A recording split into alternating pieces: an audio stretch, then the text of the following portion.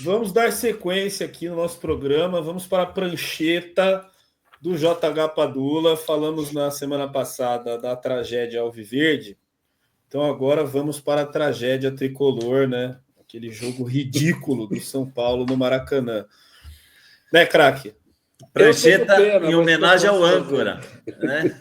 Em homenagem ao âncora. Prancheta em homenagem ao âncora. Né?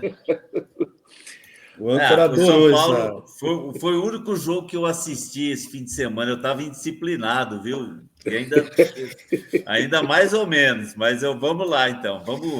Vamos colocar a prancheta. O Crespo, né? A gente sabe o São Paulo com muito problema da presidência, muitas críticas, a questão financeira. Aí o Crespo, ele fez o que ele deveria fazer, ele fez um esquema tática caranguejeira. Tinha um treinador de Serra Negra, o Pim, que ele falava assim, o Serra Negra não ganhava de ninguém, cara, só perdia. Aí ele falava assim, vamos armar uma caranguejeira aqui que ninguém vai passar. Esse era o treinador Pim, também grande nome do esporte de Serra Negra, recém-falecido. Foi um jogador, Ô, Dudu, você falou do Paulinho McLaren aí. Quem botou o Paulinho McLaren no banco em Serra Negra foi o Pim, centroavante. E depois ele foi técnico, né? Então ele falava, vamos armar uma caranguejeira. E o Crespo, eu acho que ele tinha que fazer isso mesmo. Você vê que no primeiro tempo, bom, São Paulo não jogou nada, né? São Paulo não jogou bola. A coisa mais medíocre possível. Mas mesmo assim, virou 0-0. Com muita sorte e com muita competência do Rafael. Mas ele armou lá esse Cedric, que pode ir embora, viu, André? Pode mandar embora. Aí 3 zagueiros. Alan Franco, Arboleda e Sabino. Cara, eu escutei um tal de Barolo, eu não conhecia esse... Barolo. É famoso, né? Engraçado. Aí eu estava vendo o vídeo, ele falou, cara, o presidente do São Paulo se orgulha de ter trazido o Sabino para o São Paulo. É um zagueirão lento, canhoto, metido a craque a sair jogando, mas muito ruim. E pode ir embora também, viu, Antônio? Pode mandar embora. O Arboleda... Sabino foi só o professor da faculdade. Oi? Sabino só era o professor da faculdade. Aquele era bom. Então, assim, o Arboleda é igual o Luciano, na minha opinião. É uma geração que não ganhou e não vai ganhar nada. Pode mandar embora também. Ganharam sim, pô. Foram campeão da Copa do Brasil, pô. Aí tá. Aí esse Arboleda, ele é um zagueiro razoável, mas eu acho que enquanto ele estiver ali na zaga, nós vamos ter problema. Mas o que nós temos para hoje é o Arboleda. Bom, Pablo Maia, Alisson e Marcos Antônio, 3 volantes. E o que eu acho que ele errou, o nosso amigo Crespo, foi colocar o Oscar no 3-5-2 como atacante de costa, sabe? O Oscar jogar de costa por jogo, não tem condição. O Oscar tem que vir de frente, de trás. Ele já não é a melhor fase, já é um jogador que também já não foi grande coisa, né? E ele jogando como atacante do lado da maior aberração que eu já vi jogar no São Paulo, que é esse número 9. Vou colocar o 9 aqui, ó. André Silva, né? Esse daqui, âncora, pode entregar, que é jogador de segunda divisão, de terceira, viu, Dudu? Não joga nem no Uberaba Esporte para subir para o módulo lá. Então, assim, fez uma caranguejeira, o time não saiu de trás, não deu um chute no gol. O São Paulo não deu um chute durante o jogo inteiro que tem ido no gol. E o Lucas? O Lucas está 4 meses machucado, parado, e não foi fratura, não foi lesão de joelho. Né? É uma coisa esquisita a parte de departamento de futebol, de fisiologia, sei lá do que. Então, o Lucas também não está voltando, Boca, faz falta, né? E do outro lado, o Felipe Luiz, com aquilo que o César falou, um treinador que é legítimo. Então, quero dar uma pincelada agora na história do Pedro. Pedro, ele é um jogador que entregou muito para o Flamengo. O Pedro voltou antes do tempo na sua recuperação. Eu não sei o que se passa nos bastidores do Flamengo, mas eu acho que o Felipe Luiz, ele já não queria escalar o Pedro desde a sua volta. Por que ele não queria? Por uma questão tática, legítima dele, não condeno o Felipe Luiz, não. O Plata entrega muito mais na marcação, ele quer mais movimentação, jogador com mais dinâmica. E assim, o Pedro volta antes do tempo, se dedicou na sua recuperação, aí vai para o Mundial. Olha, vamos ver o lado do Pedro. Aí, qual a esperança do cara numa recuperação dessa que ele fez todo o esforço para voltar? Aí ele vai para o Mundial, também não é escalado. Então, eu acho que o Felipe Luiz não contava com o Pedro e não conta com o Pedro no estilo de jogador pela questão técnica e tática. Então, veja bem, aí ele vai, aí o Boto, esse diretor do Flamengo, deixa escapar uma situação em que o Pedro está sendo negociado, que já não faz parte dos planos. Então, pensa a cabeça do jogador. Porra, mas aí, além de eu não estar jogando, porque o cara que sabe jogar quer jogar. O Pedro não quer ficar na reserva do Plata.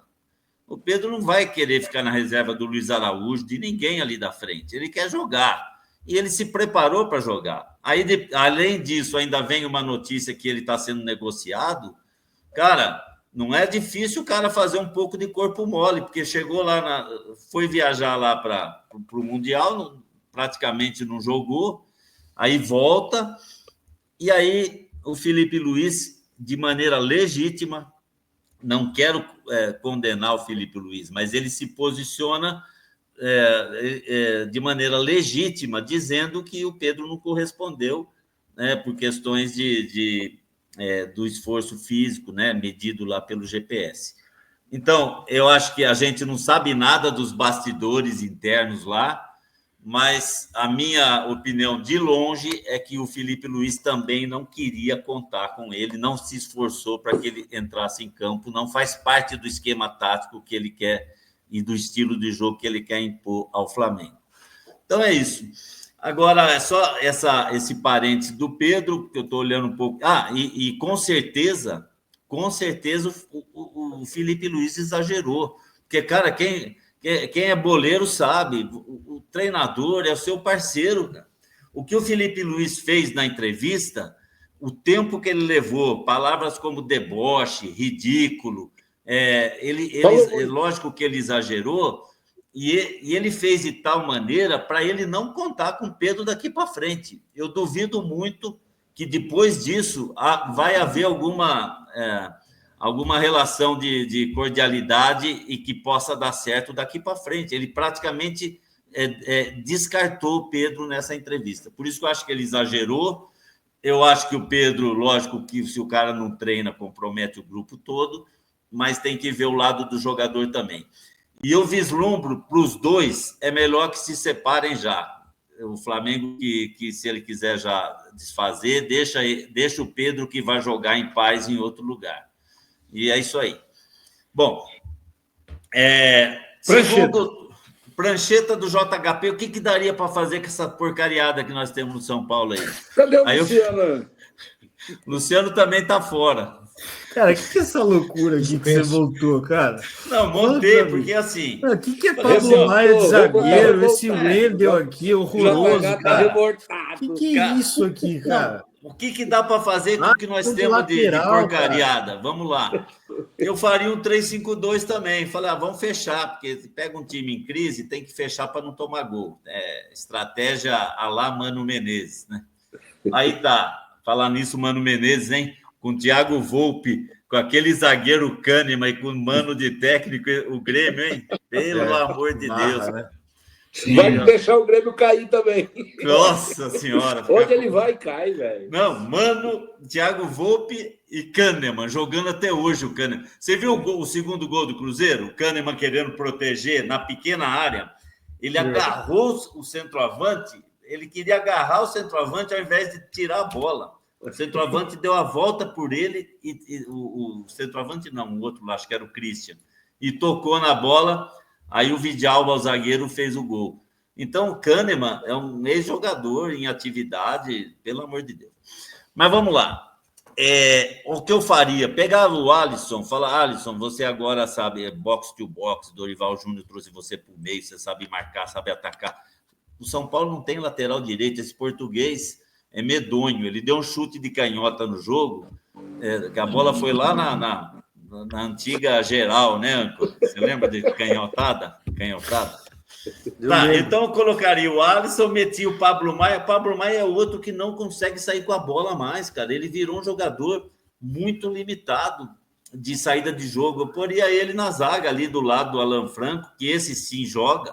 O Alan Franco é uma rara exceção desse time. O goleiro também e o Enzo Dias também. E eu colocaria o Marcos Antônio no meio. O Wendel, não está todo mundo dobrando o lateral? Cuiabano com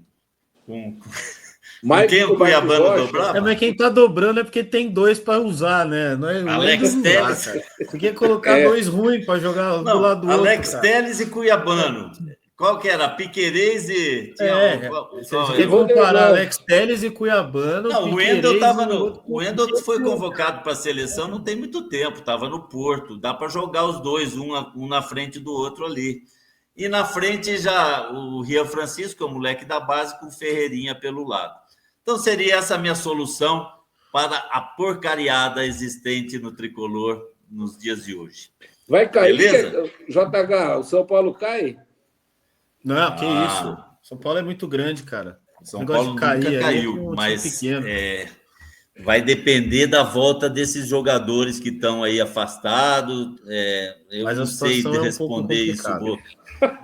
Igual.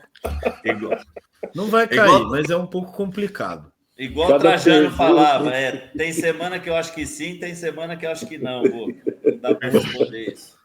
Boca, você... Perfeito, hein, JH? É isso aí.